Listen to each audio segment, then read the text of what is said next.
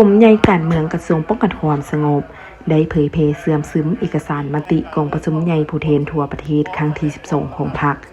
ประกาศเลื่อนชั้นให้นายและพลตำรวจประกาศตำรวจภาคการรับอุดหนุนบำนาญในวันที่7 เมษายน 2026เป็นประธานโดยพลจัตวาปริญญาเอกหุมพันธ์ผิวเข้มพรคณะพรรคกระทรวงห้องหัวหน้ากลุ่มใหญ่การเมืองป้องกันความสงบมีคณะพรรคกลุ่มใหญ่กลุ่มห้องโรงเรียนตลอดฮอดนายตำรวจที่ได้รับการเลื่อนชั้นเข้าร่วมพลจัตวาปริญญาเอกหุมพันธ์ผิวเข้มพรได้ยกให้เห็นว่าโครงการการเมืองเมนทฤษฎีปฏิบัติของพรรคมันเปรียบเหมือนถวนไฟเยียงทางให้ประชาชนเฮาเฮ็ดการปฏิบัติอย่างมีไสเพื่อเฮ็ดให้โครงการการเมืองของพรรคได้รับการจัดตั้งพันขยายสู่ลวงลึกพรรคเฮาสืบโตยึดมั่นอย่างเสมอต้นเสมอปลายบรรดาหลักการและทัศนะพื้นฐานในการยู่เหงการจัดตั้งปฏิบัติแนวทางเปลี่ยนแปลงใหม่ของพรรคเฮาเป็นต้นเมนการเปลี่ยนแปลงใหม่การแสวงหาสัจธรรมในการนำพาของพรรคเมนภารกิจปฏิบัติอันลึกซึ้งถึงทองที่ดำเนินการอย่างรอบด้านต่อเนื่องและยาวนานสื่อสู่น้ำใจรักชาติอันดูดดื่มสติชาติเอกภาพอันสูงส่งและหักระบบใหม่อย่างสุดซึ้ง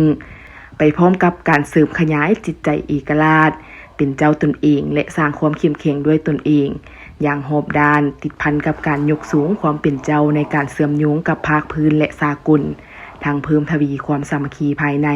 มีความเป็นเอกภาพสูงทางด้านการเมืองแนวคิดการจัดตั้งและการเคลื่อนไหวในทั่วพรรคและในสังคม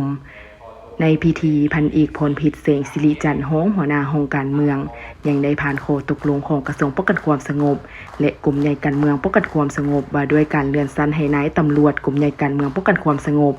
ในนี้เลื่อนชั้นพันตรีขึ้นชั้นพันโทจำนวน13สหายหญิง3สหายห้อยเอกขึ้นชั้นพันตรีจำนวน40สหายหญิง10สหาย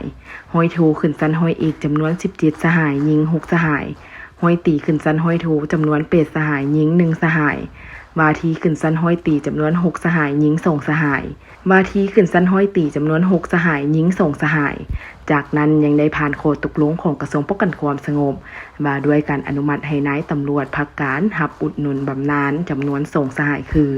พันโทนางจันทานันทวงศ์และพันโทนางโคนวิไลนวลทลังศรี